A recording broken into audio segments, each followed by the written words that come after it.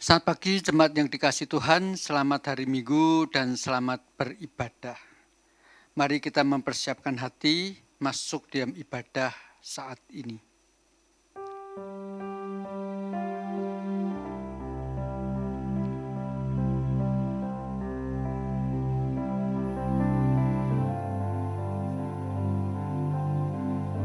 Ya Allah, Engkaulah Tuhanku.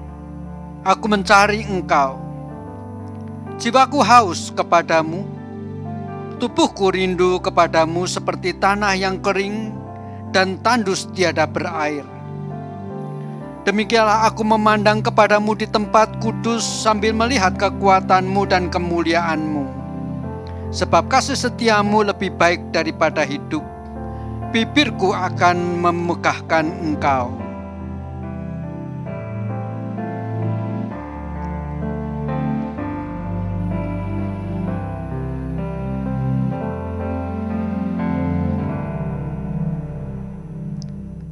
Pertolongan kita adalah dalam nama Tuhan yang menjadikan langit dan bumi, yang setianya sampai selama-lamanya dan tidak meninggalkan pekerjaan tangannya.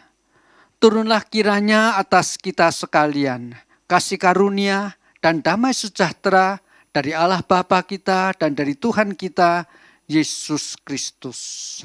Amin.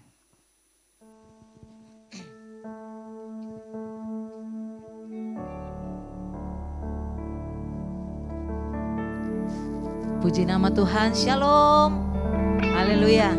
Mari Bapak Ibu yang ada di rumah masing-masing, kita mau beribadah kepada Tuhan di pagi hari ini. Mari kita siapkan hati kita untuk kita mau bersekutu di hadapan Tuhan kita. Dia telah hadir di rumah kita masing-masing, dia hadir juga di tempat ini. Mari kita mau merasakan kasih setia Tuhan, merasakan pertolongan Tuhan. Terima kasih Tuhan, sebab Engkau dahsyat, sebab Engkau ajaib di dalam kehidupan kami. Kami mau terus memuji dan menyembah Engkau Tuhan, karena hanya Engkau tetap Allah kami, Engkau tetap Tuhan kami yang berkuasa. Haleluya Yesus. Terima kasih Tuhan. Oh Yesus Tuhan. Terima kasih Bapa.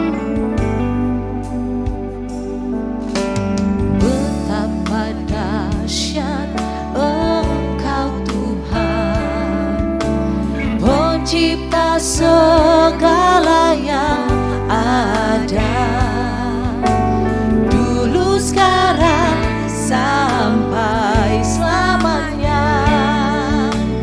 Hanya Engkau Tuhan, tak terselami pikiranmu, tak terukur panjang setiamu, dulu sekarang sampai selamanya. Hanya Engkau Tuhan, ku sembah Engkau Yesus. Hanya Engkau Allah di hidupku, tiada yang lain. Hanya Engkau, hanya Engkau Tuhan selamanya. Kau tetap Allah, walau dunia semua bergoncang, tak tergoyahkan. Kau tetap Allah. Haleluya Yesus. Terima kasih Tuhan. Haleluya Yesus. Naikkan pujian ini. Betapa dahsyat Engkau Tuhan, pencipta segala yang ada, dulu sekarang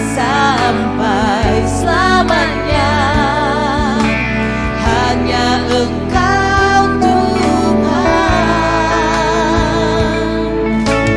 tak terselami pikiranmu, tak terukur panjang setiamu, dulu sekarang sampai selamanya. Hanya Engkau Tuhan, ku sembah Engkau Yesus. Hanya Engkau Allah di hidupku, tiada yang lain, hanya Kau, hanya Engkau Tuhan selamanya. Kau tetap Allah, walau dunia semua bergoncang, tak tergoyahkan. Kau tetap Allah. Katakan ku sembah Kau Tuhan. Haleluya. Ku sembah Engkau Yesus. Hanya Engkau Allah di hidupku, Allah di hidupku. Tiada yang lain, hanya Kau, hanya Engkau Tuhan selamanya. Kau tetap Allah, walau dunia semua bergoncang, tak tergoyahkan. Kau tetap.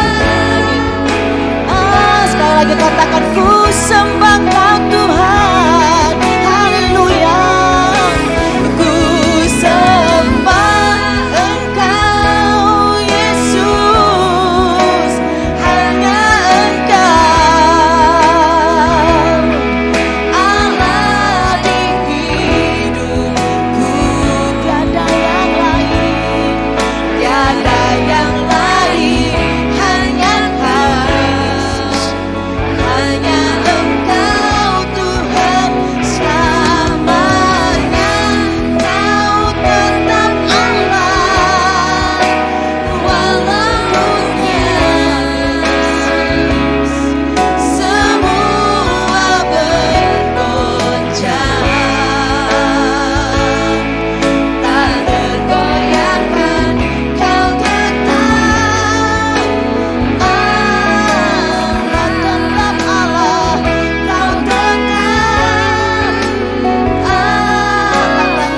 Kau tetap Allah, Kau tetap Allah.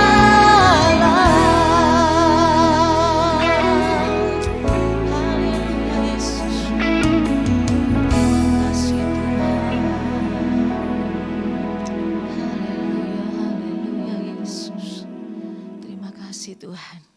Sungguh benar Engkau tetap Allah kami. Sekalipun bumi ini bergoncang, sekalipun di sekeliling kami tidak menentu Tuhan, Engkau tetap Allah kami. Engkau tetap Tuhan kami yang kami sembah, yang kami agungkan di dalam kehidupan kami. Terima kasih Tuhan, terima kasih Bapa. Kami bersyukur kalau pagi hari ini Tuhan, Engkau masih memberi kesempatan bagi kami untuk kami dapat beribadah kepadamu. Sekalipun di rumah kami masing-masing Bapa. Tapi kami percaya Engkau hadir di rumah kami. Engkau akan menjamah setiap kami Tuhan. Engkau yang akan memulihkan setiap kami Bapa. Oleh karena itu Tuhan, mari Bapa, kami mengundang Engkau untuk hadir di dalam kehidupan kami. Menjamah setiap hati kami masing-masing ya Bapa. Hadirat Tuhan turun di atas kami semua Tuhan. Saat kami memuji Engkau, saat kami meninggikan nama-Mu Tuhan. Bahkan saat kami mendengarkan firman Tuhan, kami sungguh percaya firman-Mu yang akan menghidupkan kami. kami. Firman-Mu yang akan menguatkan kami. Urapi hamba-Mu Tuhan yang akan menyampaikan firman-Mu Bapa. Urapan yang daripada Allah mengalir atas hidupnya. Sehingga setiap perkataan yang keluar dari mulutnya, kami percaya itu semua bersumber dari Engkau saja. Sehingga kami seluruh umat Tuhan dikuatkan iman kami kembali ya Bapa. Lewat firman-Mu Tuhan. Terima kasih Bapa di surga. Terima kasih kami akan memulai ibadah kami pada pagi hari ini. Kiranya Tuhan Engkau mau menolong kami semua Tuhan. Mengurapi setiap kami dengan kuasa-Mu. Dan kami menyerahkan ibadah ini dari permulaan, pertengahan hingga selesainya. Biarlah nama Tuhan yang ditinggikan. Biarlah nama Tuhan yang dimuliakan. Terpujilah nama-Mu Bapa. Hanya di dalam nama Yesus kami berdoa. Dan kami menaikkan syukur kami kepadamu. Mari kita umat Tuhan yang ada di rumah. Mari kita semua sama-sama katakan. Amin. Kita berikan sorakan yang meriah bagi Tuhan kita. Haleluya. Dia Allah yang hidup. Amin. Ajaib, sungguh ajaib Tuhan kita. Amin. Bapak Ibu merasakannya. Merasakan bahwa anugerah Tuhan, kasih Tuhan itu senantiasa kita alami sepanjang hari. Sepanjang langkah-langkah hidup kita. Kita melihat bahwa Yesus kita, Dia Allah yang ajaib dan luar biasa. Naikkan pujian ini. Ajaib, sungguh ajaib, kasih Yesus bagiku. Ajaib, sungguh ajaib, anugerahnya dalam hidupku. Ajaib, sungguh ajaib, kuasanya bagiku. Betapa heran ku menyaksikan perbuatannya yang ajaib. Sekali katakan ajaib, sungguh ajaib.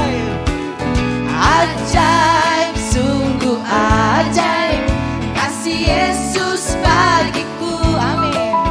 Ajaib, sungguh ajaib, anugerahnya dalam hidupku. Ajaib, sungguh ajaib, kuasanya bagiku. Betapa heran ku menyaksikan perbuatannya yang ajaib. Amin. Setiap hari ku menikmati berkat yang melimpah. Sepanjang hidupku merasakan kebaikannya, kasih setianya. Ajaiblah Tuhan Yesusku, ajaib selamanya. Haleluya, ku puji namanya. Angkat suaramu katakan ajaib. Ajaib, sungguh ajaib, kasih Yesus bagiku. Amin. Ajaib, sungguh ajaib, anugerahnya dalam hidupku. Ajaib, sungguh ajaib, kuasanya bagiku. Betapa heran ku menyaksikan. Mari Bapak Ibu yang di rumah, katakan ajaib, sungguh ajaib. Angkat suaramu. Ajaib, sungguh angkat suaramu. Mari kita memuji Tuhan dari rumah kita masing-masing. Dia Allah yang ajaib. Amin. Sungguh ajaib, anugerahnya dalam hidupku. Ajaib, sungguh ajaib, kuasanya bagiku. Betapa heran ku menyaksikan perbuatannya yang ajaib. Setiap hari ku menikmati berkat yang melimpah.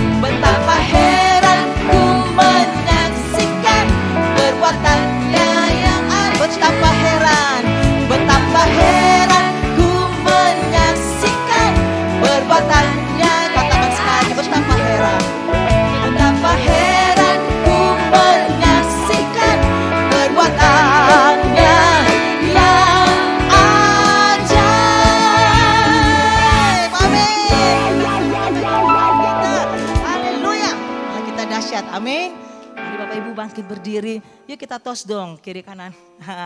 Yang ada di rumah. Ayo berikan senyum yang baik, senyum yang termanis buat anak-anak kita, suami atau istri kita. Siapapun yang ada di rumah saudara, berikan senyum yang terbaik. Katakan kalian diberi kuasa. Kita diberi kuasa oleh Bapa kita, oleh Tuhan kita untuk menaklukkan setiap musuh kita. Haleluya. Mari dengan penuh sukacita.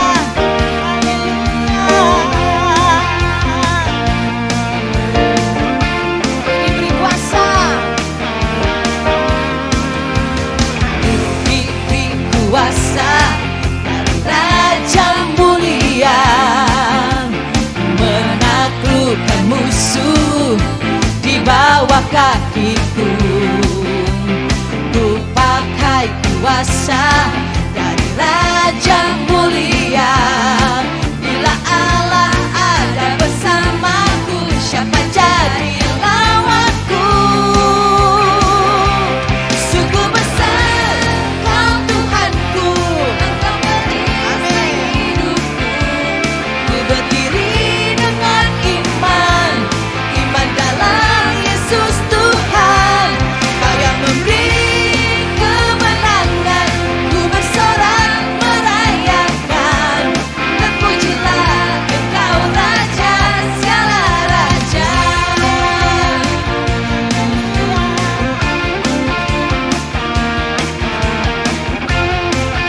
Lebih semangat lagi kita bertepuk tangan.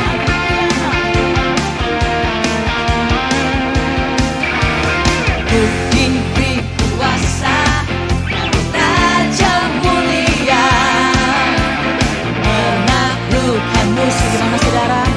Di bawah kakiku. Amin. Ku pakai kuasa dari Raja mulia.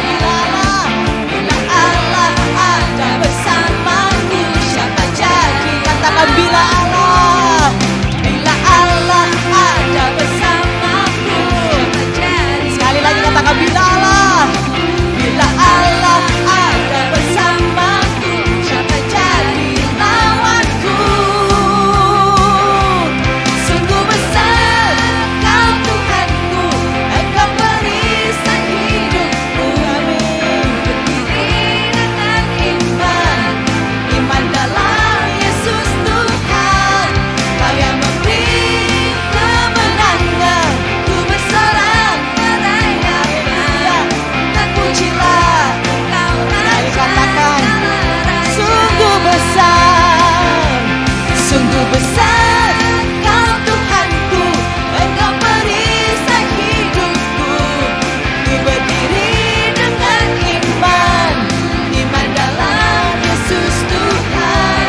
Kau yang memberi kemenangan, ku bersorak merayakan. Terpujilah Engkau Raja segala raja. Terpujilah Engkau Raja segala raja. Terpujilah Engkau Raja segala raja.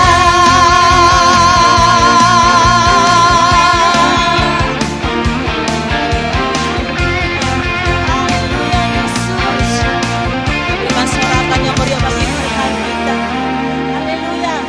Terpujilah Engkau Raja di atas segala raja. Amin. Bapak Ibu bersuka cita. Bapak Ibu kalau tadi ada yang berdiri, boleh duduk kembali. Haleluya. Mari kita mau siapkan hati kita. Kita mau mendengarkan firman Tuhan di pagi hari ini. Haleluya Yesus, terima kasih Tuhan. Terima kasih Bapa. Sungguh dalam kasih-Mu Bapa, melebihi segala-galanya Yesus. Pengorbanan-Mu yang termulia, yang sudah menyelamatkan kehidupan kami. Kami mau terus menyembah Engkau Tuhan. Kami mau terus mengagungkan Engkau di dalam kehidupan kami Yesus. Terima kasih Tuhan. Haleluya Yesus.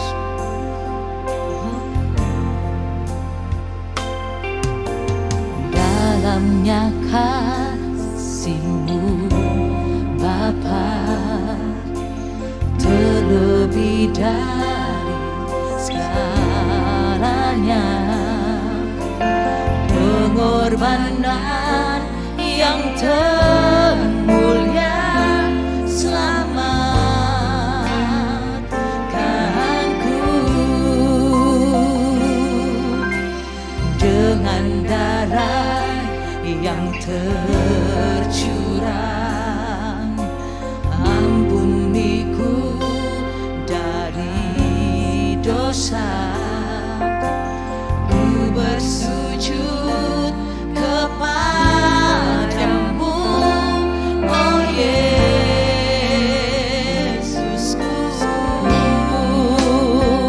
Engkau ku sembah, Kau yang terindah. Pulihkanku dengan darah-Mu. Engkau ku sembah, Bapa mulia.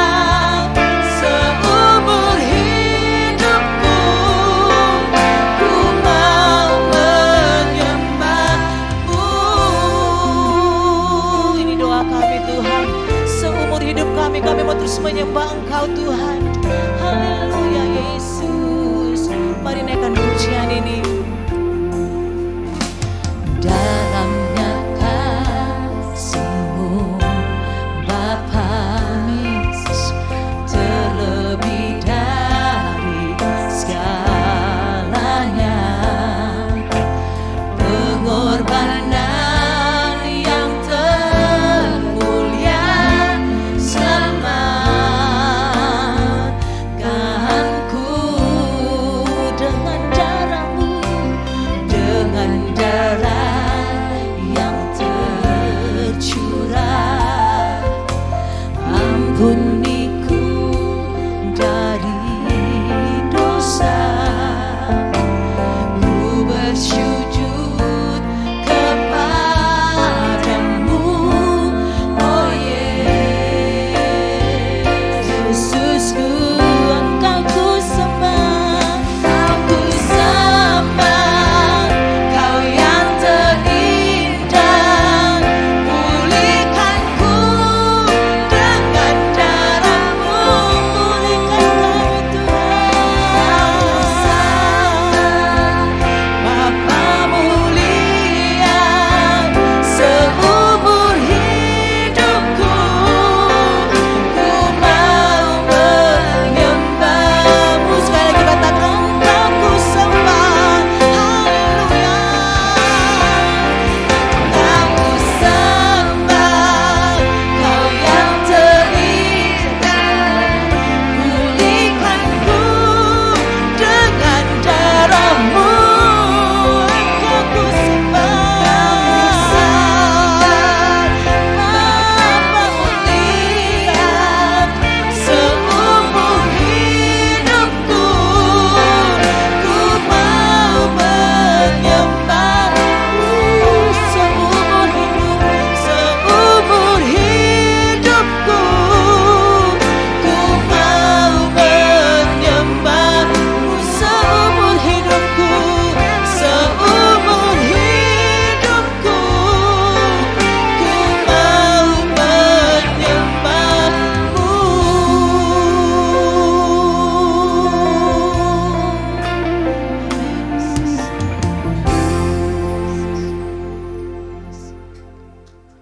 Mari kita berdoa. Tuhan, tiba waktunya kami akan membaca firman-Mu, dan tolong setiap kami ya Tuhan, tenangkan hati dan pikiran kami, bahkan lembutkan hati kami supaya firman-Mu boleh menjadi seperti benih yang hidup yang ditabur di tanah yang baik, sehingga menghasilkan buah, bahkan kuasa di dalam kehidupan kami untuk memuliakan Engkau. Tuhan, tolong hamba-Mu supaya boleh menyampaikan firman Tuhan dengan jelas, dan juga tolong setiap jemaat-Mu yang ada di rumah masing-masing yang mendengarkan firman. Tenangkan semuanya ya Tuhan, jauhkan mereka daripada gangguan-gangguan yang boleh memecahkan konsentrasi. Kami berdoa di dalam nama Tuhan kami Yesus Kristus. Amin. Jemaat yang dikasihi Tuhan, kita akan bersama-sama merenungkan satu tema, yaitu kuasa kebangkitan. Tema ini akan saya coba angkat atau saya mengajak saudara-saudara untuk merenungkannya dari sebuah perikop yang terjadi tidak lama setelah Pentakosta dan dicatat dalam Kisah Para Rasul pasal 3. Saya akan baca ayat pertama sampai dengan ayat yang ke-10. Demikian bunyi firman Tuhan di dalam Kisah Para Rasul pasal 3 ayat pertama sampai 10. Pada suatu hari menjelang waktu sembayang, waktu pukul 3 petang, naiklah Petrus dan Yohanes ke bait Allah. Di situ ada seorang laki-laki yang lumpuh sejak lahirnya sehingga ia harus diusung. Tiap-tiap hari orang itu diletakkan dekat pintu gerbang Allah, bait Allah yang bernama Gerbang Indah untuk meminta sedekah kepada orang yang masuk ke dalam bait Allah. Ketika orang itu melihat bahwa Petrus dan Yohanes hendak masuk ke bait Allah, ia meminta sedekah. Mereka menatap dia dan Petrus berkata, "Lihatlah kepada kami." Lalu orang itu menatap mereka dengan harapan akan mendapat sesuatu dari mereka. Tetapi Petrus berkata, "Emas dan perak tidak ada padaku, tetapi apa yang kupunyai kuberikan kepadamu.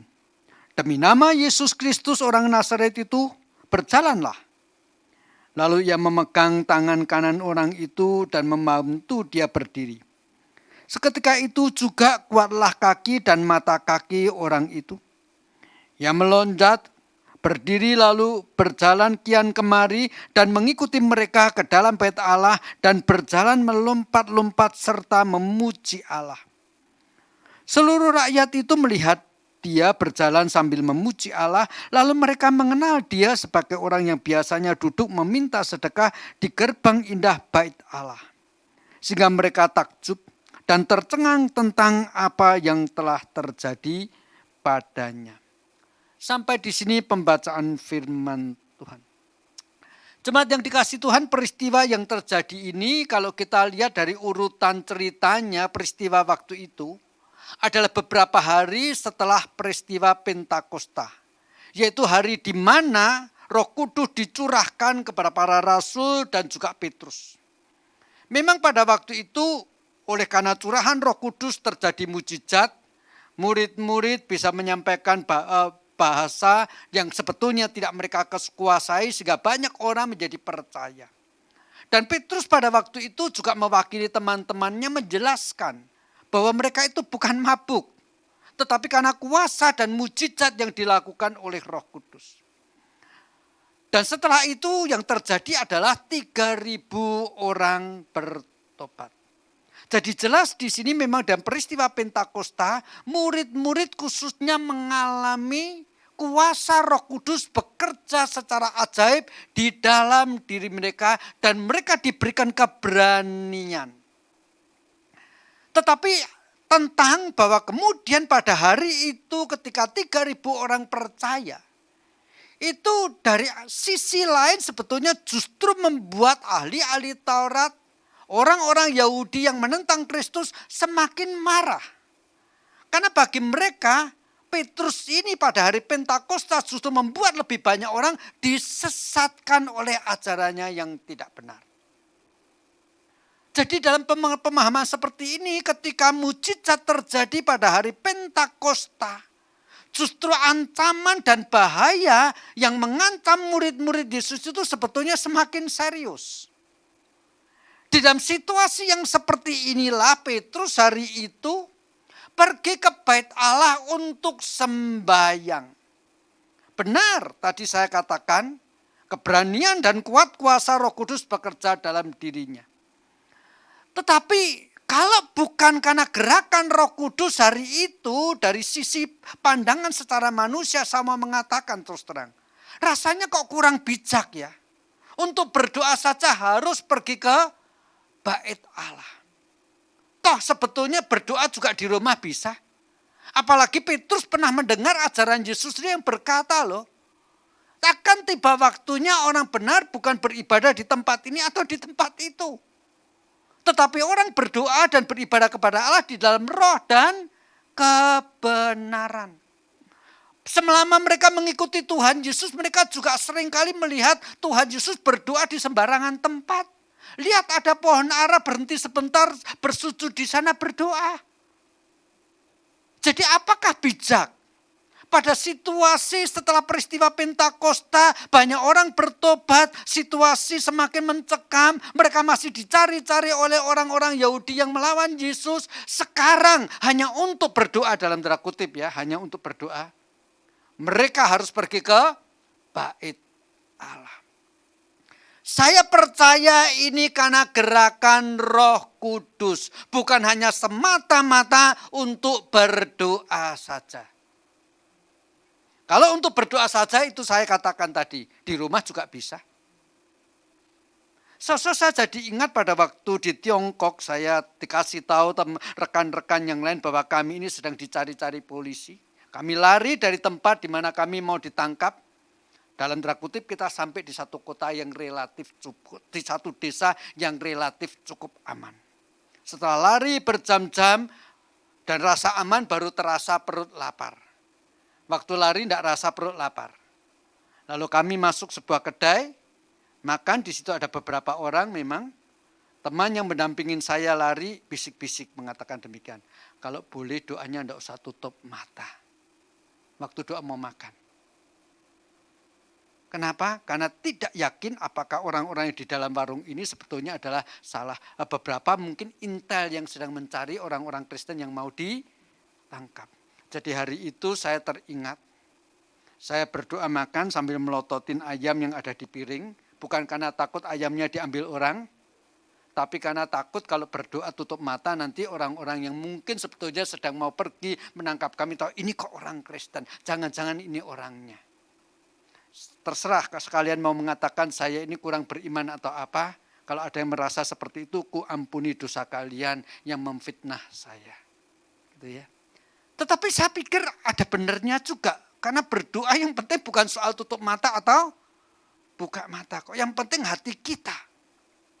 Nah dalam pengertian ini saya itu sebabnya tadi saya katakan ketika mereka ini yaitu Petrus dan Yohanes pergi ke bait Allah untuk berdoa adalah karena gerakan Roh Kudus sendiri. Dan jikalau kita ikutin lanjut cerita ini kan kita tahu persis. Ternyata Roh Kudus menggerakkan Petrus untuk membangkitkan orang yang lumpuh yang tidak bisa berjalan sejak lahir. Untuk kemudian bisa berjalan. Dan luar biasa sekali kalau kita perhatikan bagaimana cara Petrus menyembuhkan. Pada waktu orang lumpuh ini yang kita tidak tahu namanya melihat Petrus dan Yohanes lewat. Mereka minta sedekah menatap kepada Petrus. Lalu Petrus juga menjawab, pandanglah kami, tataplah kami. Saya baca lagi ayat yang ketiga. Ketika orang itu melihat bahwa Petrus dan Yohanes hendak masuk ke bait Allah, ia meminta sedekah. Ayat 4. Mereka dalam hal ini Petrus dan Yohanes menatap dia orang lumpuh itu dan Petrus berkata, lihatlah kepada kami.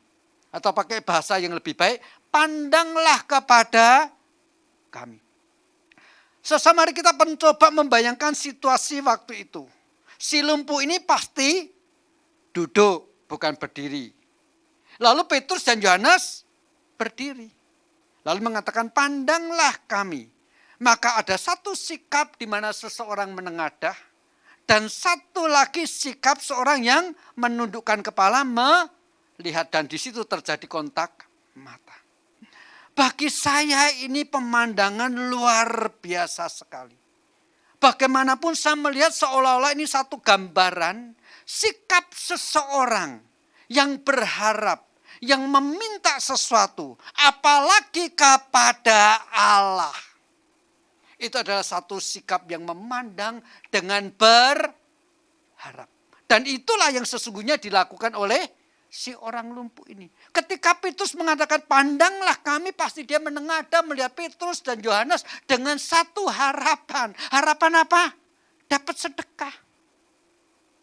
Harapan dapat apa? Dapat belas kasihan. Harap dapat sesuatu yang merupakan wujud daripada kemurahan hati daripada Petrus dan Yohanes sikap seperti itu. Jemaat yang dikasih Tuhan, biarlah setiap kali kita beribadah, setiap minggu seperti saat sekarang ini, kita juga dengan sikap yang seperti itu. Tidak harus wajah kita terus menengadah. Lihat aja ke televisi, lihat wajah saya, tidak jadi soal. Tetapi hatimu menengadah melihat wajah kemuliaan Allah. Hatimu dengan satu sikap yang berharap, meminta melalui ibadah hari ini, sekali lagi Tuhan hadir di dalam kehidupan kita, memberikan semua yang baik yang kita harapkan datang daripada Allah. Satu hal yang luar biasa, dimulai dengan sesuatu yang Petrus katakan, pandanglah kami bukan sikap seseorang yang sekedar cuman mau memberi duit. Seperti seorang memberikan pengemis. Ayo jujur, siapa di antara kita yang pernah punya pengalaman memberi uang kepada pengemis, sebelum ngasih ngomong sama pengemisnya, lihat aku dulu dong. Setelah dia bilang, nih tak kasih duit, tidak ada. Mungkin sambil lewat, ambil kasih, bahkan melihat wajahnya pun tidak. Tetapi Petrus dengan sikap seperti itu karena yang dia mau lakukan, yang mau dia berikan, bukan sedekah. Itu sebabnya saya harus tegaskan tadi lagi. Petrus pergi berdoa, saya lebih percaya gerakan roh. Karena ada peristiwa ini yang juga Tuhan gerakkan. Saya lebih melihat ketika Petrus melihat orang yang lumpuh itu dari kejauhan, Roh Kudus menggerakkan dia. Beri sesuatu yang nanti akan mendatangkan kemuliaan bagi nama Tuhan, yang menjadi satu kelimpahan berkat bagi orang ini. Oke, akhirnya setelah saling tatap pandang beberapa detik mungkin, di mana kemudian si orang lumpuh yang pengemis ini dengan hati yang berharap menanti apa yang mau diberi. Petrus menjawab, mulai berkata, emas dan perak tidak ada padaku. Saudara kebayang enggak? Kalau Petrus baru ngomong sampai kalimat ini lalu berhenti beberapa detik. Emas dan perak tidak ada padaku. Maaf kata, kalau kalian jadi pengemis hatinya mikir apa? Emang aku minta emas? Enggak, 1 dinar pun aku tidak mengharap. 1 dinar itu gede loh, upah seorang buruh kerja 1 hari. Aku cuma harap 1-2 peser. Ngapain lu ngomong pas perakku tak punya? Emang kamu mau ngasih aku emas kalau kamu punya? Iya benar kan? Kalau Petrus ini berkata emas perakku tak punya. Lalu berhenti beberapa menit, detik, tidak usah lama-lama. Orang ini pikir, emang kalau kamu punya mau kasih aku juga? Tetapi saya percaya. Kalimat ini dilakukan oleh Petrus, mungkin berhenti beberapa detik, lalu saya itu dikatakan, tetapi apa yang aku punya akan kuberikan. Bagi pengemis ini, mungkin apa yang sedikit yang ada padaku semua akan kuberi. Itu mungkin maksudnya. Tetapi bagi Petrus ketika dia mengatakan emas perakku tak punya, tetapi apa yang aku punya aku berikan kepadamu. Bagi Petrus kalimat ini artinya apa? Yang akan segera aku berikan jauh lebih berharga daripada emas dan perak. Kata pendahuluannya sama. Tetapi dan kemudian dilanjutkan dengan kalimat selanjutnya, bagi sepengemis dimengerti secara berbeda oleh Petrus. Emas perakku tak punya, tetapi apa yang ada padaku ku berikan kepadamu. Si pengemis ini kalau adalah saya pikir, oh mungkin 1 peser, oh mungkin 2 peser, oh mungkin bahkan 1 dinar dia mau berikan kepadaku. Semuanya mau diberikan. Tetapi bagi Petrus kalimat ini sangat berbeda. Yang jauh lebih berharga dari emas dan perak. Itulah yang akan ku berikan. Dalam nama Yesus orang Nazaret itu, bangkitlah, berdirilah dan berjalanlah. Saudara kekasih dalam Tuhan Yesus Kristus, kalimat emas perakku tak punya, tetapi apa yang ada padaku akan kuberikan. Ini satu permainan kata-kata yang tadi sudah saya jelaskan, tetapi kalau saya mau coba bandingkan dengan apa yang dikatakan oleh Petrus ini, dengan ayat-ayat yang di bagian lain, mungkin Petrus ini bahkan mau mengatakan, Aku ini sekarang miskin, tetapi aku akan membuat engkau kaya, melebihi daripada memiliki dan mendapatkan emas dan perak. Yaitu satu kehidupan yang berkelimpahan. Mari kita bersama-sama membuka satu ayat dalam 2 Korintus pasal yang pasal yang ke-8. 2 Korintus pasal yang ke-8 saya akan baca ayat yang ke-9, demikian bunyi firman Tuhan. Karena kamu telah mengenal kasih karunia Tuhan kita Yesus Kristus, bahwa Ia yang oleh karena kamu menjadi miskin, sekalipun Ia kaya, supaya kamu menjadi kaya oleh karena kemiskinannya. Saya ulangi sekali lagi, ayat ini sangat baik bagi saya untuk digabungkan dengan peristiwa perkataan Petrus tadi. Karena kamu telah mengenal kasih karunia Tuhan kita Yesus Kristus, bahwa Ia yang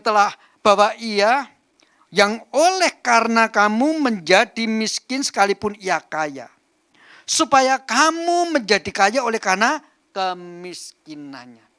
Jelas Kristus adalah kaya dalam segala-galanya. Kaya dalam kemuliaan, kaya dalam kuasa, kaya dalam hormat, kaya dalam kasih karunia-Nya. Tetapi dalam segala kekayaan yang Dia miliki, bahkan kemuliaan surgawi, Dia rela miskin, lahir di kandang Betlehem, hidup sengsara, bahkan akhirnya mati di atas kayu salib. Ini menjadi miskin. Tetapi Kristus yang kaya dalam segala hal rela menjadi miskin, supaya mereka yang miskin boleh mempunyai kekayaan hidup berkelimpahan. Maka di dalam pemahaman seperti inilah Petrus berkata, emas perakku tak punya, walaupun Tuhanku kaya, walaupun aku tidak kaya secara materi, tetapi aku kaya dalam kelimpahan Kristus. Karena kemiskinan Kristus selama di dalam dunia, kematian Kristus bahkan bangkit pada yang ketiga, membuat aku menjadi kaya raya, dan aku bisa membuat engkau juga menjadi kaya raya, hidup berkelimpahan. Bangkitlah dan berjalanlah. Di sini kuasa kebangkitan Kristus yang dimaksud dengan kaya. Sebab jikalau yang dimaksud dengan kaya itu adalah kaya secara lahiriah, maaf kata, masih banyak kok orang Kristen yang beriman, yang sungguh-sungguh tekun di dalam doa dan ibadahnya, menjalani kebenaran firman secara sungguh-sungguh, tetap miskin. Jadi jelas kekayaan di sini tidak boleh dipahami oleh kekayaan secara lahiriah. Itu sebabnya Petrus berkata, engkau kaya, tetapi tidak harus menerima emas dan perak. Jemaat yang dikasihi Tuhan, inilah yang dikatakan oleh Petrus. Emas perakku tak punya, tetapi apa yang aku punya, yaitu kuasa kebangkitan Kristus kuberikan kepadamu. Jemaat yang dikasihi Tuhan, di dalam perjanjian lama sebetulnya ada banyak nabi-nabi. Ada banyak tokoh-tokoh iman yang juga melakukan mujizat-mujizat. Tetapi selama perjanjian lama tidak pernah ada orang-orang yang melakukan mujizat dengan nama orang lain. Selalu tokoh-tokoh perjanjian lama mereka memahami, mereka melakukan mujizat oleh karena kuasa Allah yang bekerja. Saya menyebutkan 2 contoh deh.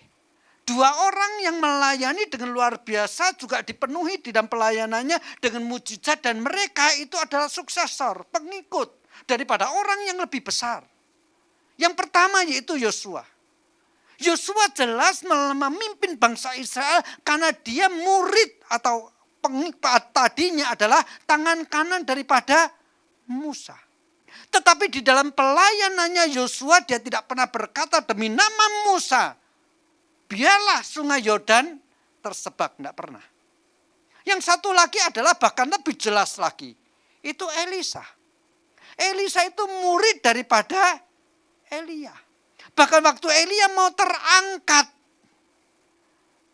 Elisa itu berkata, ya guru, ya rabi, berikanlah kuasa yang bekerja dan mengurapi engkau selama ini. Lalu Elia menjanjikan, jikalau engkau melihat aku terangkat, maka engkau akan mendapat dua bagian daripada roh yang selama ini mengurapi dan memberikan kuasa kepadaku. Dan ketika benar akhirnya Elia terangkat, Elisa melihat. Tetapi ketika kemudian Elisa di dalam pelayanannya melakukan banyak mujizat-mujizat yang dilakukan oleh Elia. Elia membangkitkan orang mati. Elisa juga membangkitkan orang mati. Tetapi Elisa tidak pernah berkata, demi Elia guruku, bangkitlah engkau. Tidak pernah. Tidak pernah ada tokoh-tokoh perjanjian lama yang melakukan mujizat-mujizat besar, baik itu Musa, Yosua, atau Elisa, menyebut nama seseorang dalam melakukan mujizat.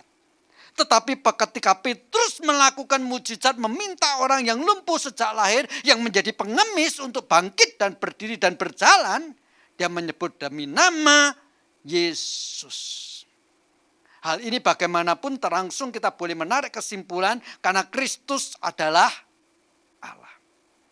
Di dalam kuasa kebangkitan Kristus, mujizat terjadi pada orang ini. Apalagi kalau kita sekarang bandingkan contoh tentang kebangkitan tadi. Elia membangkitkan orang mati. Tetapi pada waktu mereka membangkitkan orang mati, mereka berdoa kepada Tuhan dan orang yang kepadanya didoakan menjadi bangkit. Rasul Petrus membangkitkan orang mati. Rasul Paulus juga membangkitkan orang mati. Tetapi orang-orang mati yang saya sebut, yang dibangkitkan oleh Elia, yang dibangkitkan oleh Elisa, yang dibangkitkan oleh Petrus, yang dibangkitkan oleh Rasul Paulus, bahkan yang dibangkitkan oleh Yesus, orang-orang mati ini dibangkitkan oleh orang lain yang masih hidup. Ya kan? Tetapi ketika Kristus dipakukan di atas kayu salib dan mati 3 hari lamanya, ketika kemudian dia bangkit, dia dibangkitkan oleh siapa? Apakah ramai-ramai murid-murid Yesus yang 11 orang itu berdiri di kubur Yesus, lalu berdoa, lalu karena mereka berdoa, bertekun, berdoa, lalu batu tergelinding, lalu Yesus bangkit. Kalau begitu yang membangkitkan Yesus adalah murid-muridnya. Siapa yang membangkitkan Yesus? Tidak ada yang membangkitkan dia, tetapi dia bangkit sendiri karena dia adalah kebangkitan dan hidup. Mari kita bersama-sama membuka Injil Yohanes pasal yang ke-11. Injil Yohanes pasal yang ke-11 saya akan baca ayat 25 dan ayat yang ke-26, demikian bunyinya. Jawab Yesus, akulah kebangkitan dan hidup. Barang siapa percaya kepadaku, ia akan hidup walaupun ia sudah mati. Dan setiap orang yang hidup dan yang percaya kepadaku tidak akan mati selama-lamanya. Percayakah engkau akan hal ini? Karena Kristus adalah kebangkitan dan hidup, maka ketika ia mati 3 hari lamanya, kemudian bangkit, tidak ada yang membangkitkan. Dia bangkit dari kuasanya sendiri. Beda seperti yang tadi saya katakan. Elia membangkitkan orang mati, Elisa membangkitkan orang mati. Bukan orang mati itu bangkit sendiri. Petrus membangkitkan Dorcas, bukan Dorcas bangkit sendiri. Eutikus dibangkitkan oleh Paulus, bukan Eutikus bangkit sendiri. Kristus bangkit oleh kuasa yang ada di dalam dirinya. Di dalam kuasa Kristus inilah kuasa kebangkitan. Yesus berkata, demi Yesus orang Nazaret itu. Itu sebabnya tadi juga saya katakan tidak pernah nama orang disebut untuk melakukan mujizat. Tetapi nama Kristus boleh. Sebab dia adalah Tuhan. Sebab di dalam dia ada kuasa kebangkitan, kuasa kemenangan atas dosa. Bahkan kuasa hidup selama-lamanya. Hidup inilah yang disebut oleh Yesus, hidup berkelimpahan. Maka itu sebabnya tadi dikatakan emas dan perak ku tak punya. Sebab aku datang, Kristus datang, bukan memberikan kelimpahan secara emas dan perak. Tetapi kelimpahan dalam bentuk yang lain. Kemenangan oleh karena kuasa kebangkitan Kristus. Mari kita bandingkan dengan Injil Yohanes pasal 10 bagian B. Injil Yohanes pasal 10 ayat 10 bagian B. Di mana Yesus berkata demikian. Aku datang, atau saya baca mulai ayat yang bagian seluruhnya. Pencuri datang hanya untuk mencuri dan membunuh dan membinasakan. Aku datang supaya mereka mempunyai hidup dan mempunyai dalam segala kelimpahan. Itu Injil Yohanes pasal 10 ayat 10b.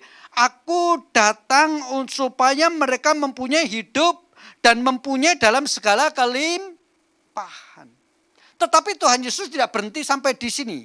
Kalau saya baca ayat 11, ayat yang sangat terkenal, Tuhan Yesus berkata apa? Akulah gembala yang baik. Gembala yang baik memberikan nyawanya bagi domba-dombanya. Jelas ini berbicara tentang kematian Kristus dan kebangkitan Kristus. Maka kalau begitu Injil Yohanes pasal 10 ayat 10b ketika dikatakan aku datang untuk memberikan hidup dalam kelimpahan, bukan kelimpahan secara jasmani, artinya apa? Hidup yang bahkan setelah mengalami kematian tidak habis. Karena orang-orang percaya yang menerima Kristus mempunyai hidup kekal, ini hidup yang berkelimpahan. Hidup yang tidak berkelimpahan adalah hidup yang dibatasi oleh umur. Betul? Kalau ada seseorang lahir tahun sekian, mati tahun sekian, dihitung-hitung sejak lahirnya sampai matinya, oh usianya 70. Berarti dia hidupnya cuma 70 tahun. Tetapi kalau orang hidup selama-lamanya setelah lahir, lalu mengalami kematian tetapi memperoleh hidup yang kekal, ini namanya hidup berkelimpahan. Karena kematian pun tidak membuat hidupnya menjadi habis. Inilah pengertiannya hidup yang berkelimpahan. Sayang sekali banyak orang-orang memahami kebenaran firman Tuhan, memahaminya secara keliru atau memahaminya tidak terlalu dalam tetapi cukup dangkal. Petrus menyatakan sesuatu hal yang luar biasa. Emas perak ku tak punya. Tetapi dengan kuasa kebangkitan Kristus, aku memberikan kepadamu hidup berkelimpahan. Hidup yang kekal. Itu sebabnya jemaat yang dikasihi Tuhan, kecuali Injil dan kisah para rasul yang memang merupakan sebuah catatan sejarah. Ketika kita baca perjanjian baru, surat-surat pengajaran, baik yang ditulis oleh Paulus, baik yang ditulis oleh Yohanes, yang juga menulis Injil Yohanes, juga yang ditulis oleh Petrus, semua dalam surat-surat pengajaran tidak berbicara mengenai mujizat. Tetapi berbicara tentang kehidupan berkelimpahan di dalam kuasa kebangkitan Kristus. Kalaupun ada surat yang ditulis oleh Rasul Paulus yang berbicara tentang mujizat, itu cuma surat Korintus. Tetapi mujizat-mujizat yang disebut di dalam surat Korintus justru disebut oleh Paulus untuk ditegur, jangan dilakukan kalau itu bikin kekacauan. Bahkan di dalam mujizat dalam hal ini karunia berbahasa roh yang disebut dalam Injil, dalam surat Korintus dikatakan, tetapi dari semua itu yang terbesar adalah kasih. Demikianlah tinggal 3 hal ini, iman, pengharapan, dan kasih. Dan dikatakan yang terbesar adalah kasih. Mana surat-surat yang lain berbicara tentang mujizat? Tidak ada. Semua berbicara hidup berkelimpahan di dalam Kristus Yesus, yaitu kuasa kebangkitan bekerja di dalam dirinya. Inilah Kristus yang miskin membuat kita menjadi kaya. Kita bandingkan dengan 2 Korintus lagi pasal yang ke-9. Saya akan baca masih dalam satu konteks dengan pasal 8 tadi. Di mana dikatakan karena Kristus yang kaya raya menjadi miskin bagi kita supaya kita ini menjadi kaya raya di dalam Dia. Sekarang kita melihat 2 Korintus pasal yang ke-9 ayat yang ke-9, demikian bunyinya. 2 Korintus pasal 9 ayat yang ke-9. Seperti ada tertulis, ia membagi-bagikan, ia memberikan kepada orang miskin, kebenarannya tetap untuk selama-lamanya. Saya mau membaca ayat ini dengan bahasa yang lain yang sebetulnya lebih mirip dengan terjemahan Alkitab bahasa masa kini ya. Itu maksudnya tuh begini. Ia menghambur-hamburkan, ia di sini Tuhan. Ia menghambur-hamburkan, memberikan kepada orang miskin kebenaran yang tetap untuk selama-lamanya. Tuhan itu royal. Menghambur-hamburkan, dibagi-bagikan semua. Karena dia tidak pelit. Kenapa dia tidak pelit? Karena dia hidup berkelimpahan. Seseorang kaya belum tentu hidup berkelimpahan. Tetapi banyak orang miskin hidup di dalam kelimpahan. Karena ada banyak orang kaya bahkan ketika perusahaannya mulai mengalami kerugian sedikit, tidak mau bayar utang. Ya lagi rugi. Padahal masih banyak itu, setumpuk itu. Kenapa? Tidak hidup dalam kelimpahan. Tetapi banyak orang miskin bisa hidup di dalam kelimpahan. Salah paling tidak misalnya, Alkitab memberikan contoh seorang janda miskin. Hanya tinggal punya 2 peser yang terakhir. Di dalam rasa syukur dia persembahkan kepada Tuhan. Itu kalau bukan hidup kelimpahan apa? Dia belajar daripada kuasa kebangkitan Kristus. Karena Kristus sendiri, ia royal.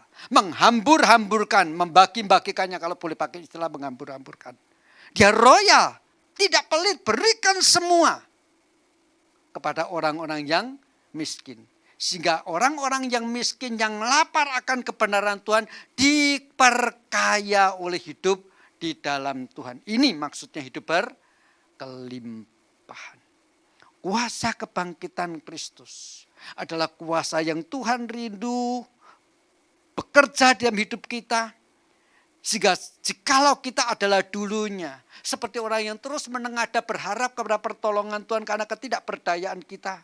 Oleh kuasa kebangkitan Kristus kita mampu berjalan hidup berkelimpahan di dalam damai sejahtera dan sukacita yang Tuhan berikan kepada kita.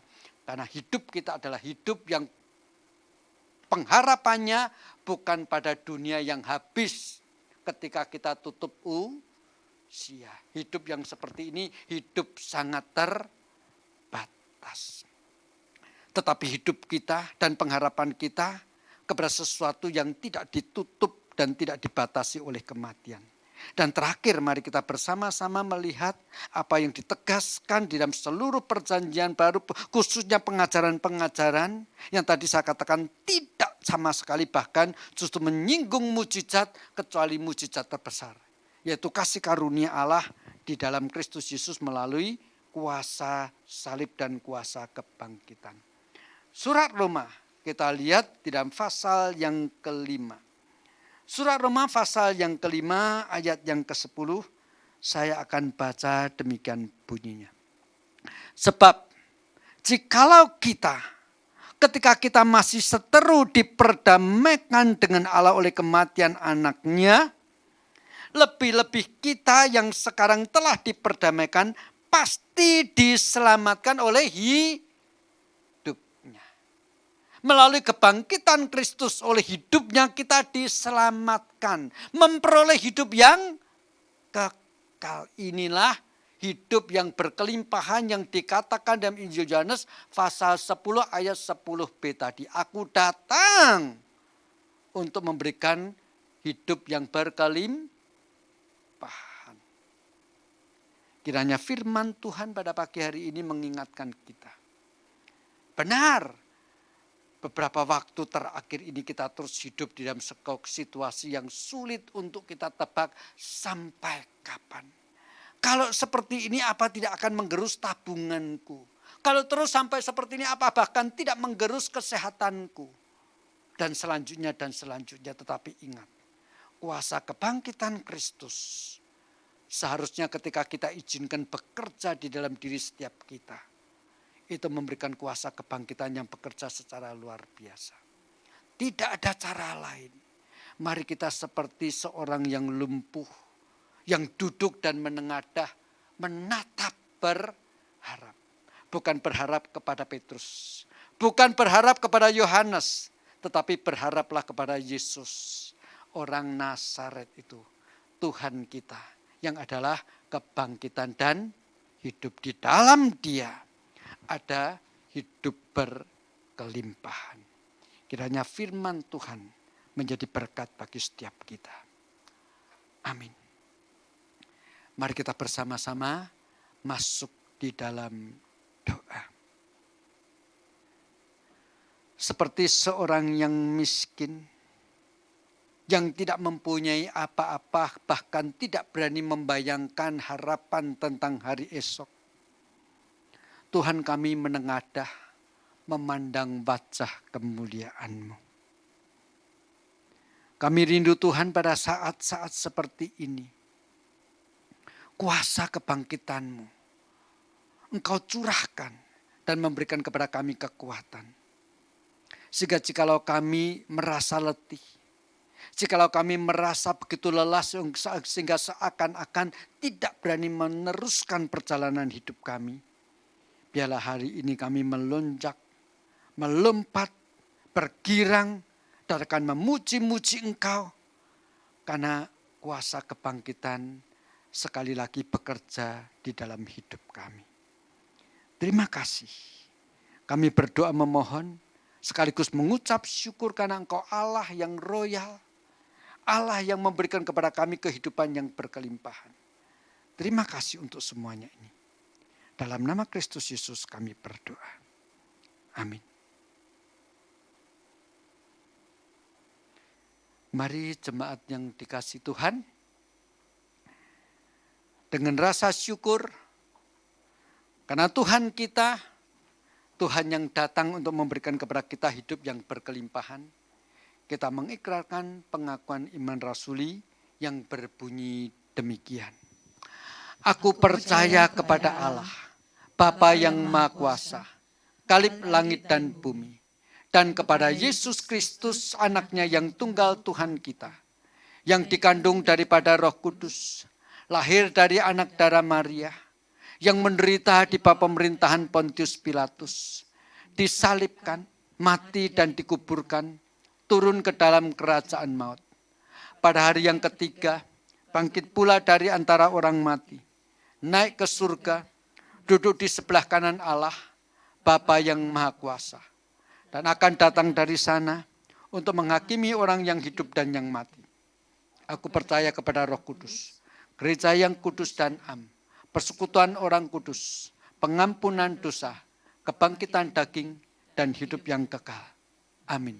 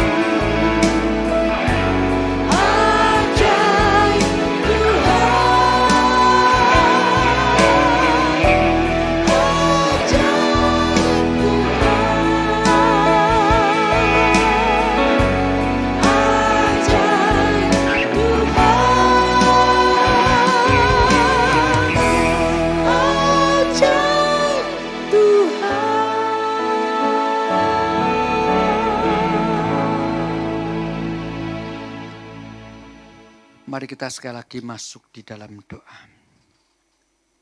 Ya Tuhan, hanya ada satu nama, jikalau itu nama seorang manusia yang boleh kami sebut, bahkan boleh kami pakai untuk pengantara doa kami, yaitu nama Tuhan kami Yesus Kristus. Sebab Dia adalah Allah yang kaya dalam segala hal, tetapi rela menjadi manusia, miskin, supaya kami semua boleh menjadi kaya di dalam Dia. Tuhan, kami mengucap syukur. Engkau datang ke dunia bukan untuk memberikan kepada kami emas atau perak. Sebab emas atau perak tidak dapat kami bawa ketika kami berjumpa muka dengan Engkau. Tetapi Engkau memberikan kepada kami hidup berkelimpahan. Di dalam situasi yang paling sulit, Engkau memberikan kepada kami pertolongan oleh kuat kuasa Roh Kudus-Mu, sehingga kami tetap boleh hidup di dalam iman. Kami tetap boleh menjalankan kebenaran kami ketika seolah-olah sulit bagi kami untuk menjalankan kebenaran. Kami mengucap syukur, Roh Kudus-Mu menolong kami masuk dalam satu kehidupan berkelimpahan benar di hadapan-Mu.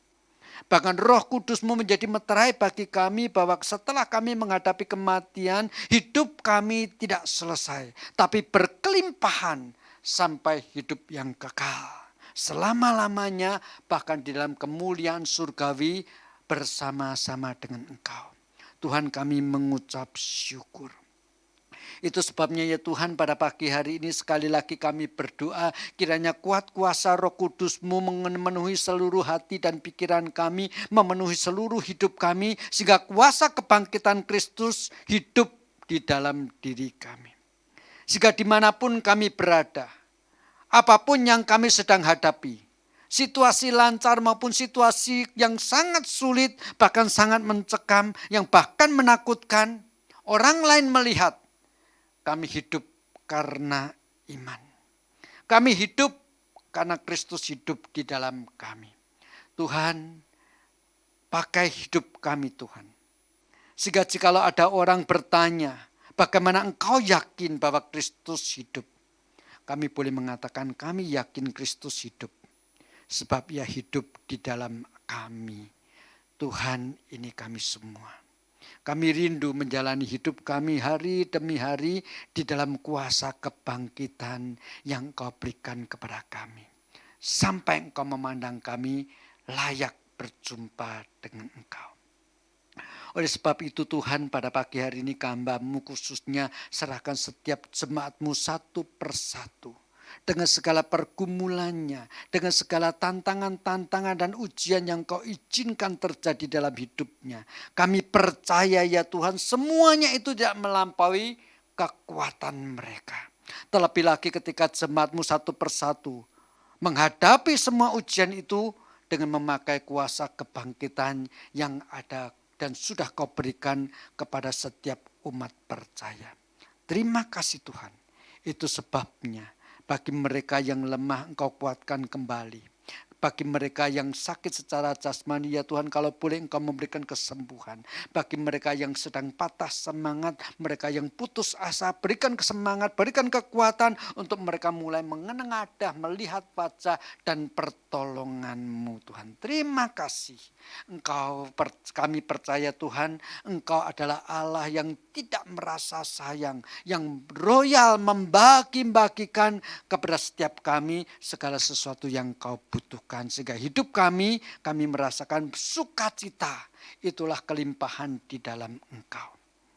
Terima kasih Tuhan.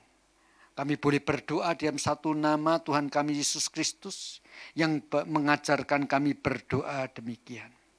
Bapa kami yang di surga, dikuduskanlah nama-Mu, datanglah kerajaan-Mu, jadilah kehendak-Mu di bumi seperti di surga. Berikanlah kami pada hari ini makanan kami yang secukupnya, dan ampunilah kami akan kesalahan kami, seperti kami juga mengampuni orang yang bersalah kepada kami. Dan janganlah membawa kami ke dalam pencobaan, tetapi lepaskanlah kami daripada yang jahat. Karena Engkaulah yang punya kerajaan dan kuasa dan kemuliaan sampai selama-lamanya. Amin. Bagi Bapa, Anak, dan Roh, puji, hormat, dan mulia, dulu sekarang tak berubah, hingga selama-lamanya.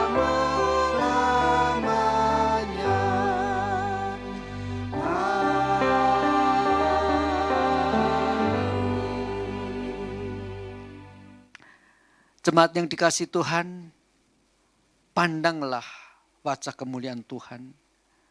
Bukalah hatimu untuk menerima berkat-Nya. Kiranya kasih karunia daripada Allah Bapa, cinta kasih dan damai sejahtera dari Tuhan Yesus Kristus, pimpinan dan penyertaan, pertolongan dan penghiburan bahkan persekutuan di dalam Allah Roh Kudus menyertai engkau sekarang ini sampai selama-lamanya. Amin.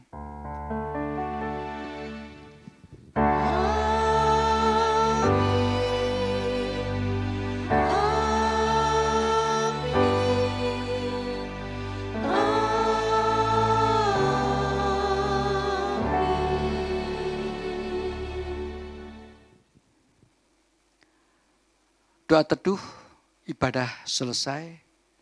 Sampai berjumpa pada minggu yang akan datang.